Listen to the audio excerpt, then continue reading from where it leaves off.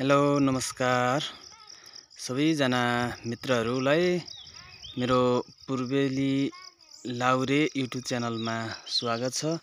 यो म चाहिँ खोटाङको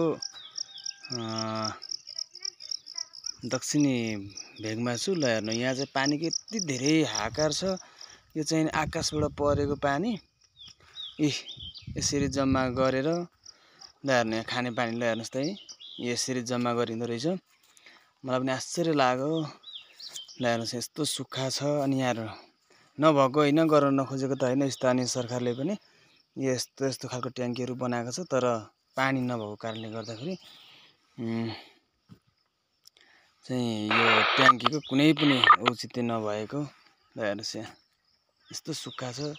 भर्खर मकैहरू छरिँदो रहेछ। यहाँ यस्तो छ है गाइजहरू। ल हेर्नु, यो कुन ठाउँ होला, लु प्रतिक्रिया दिनु होला।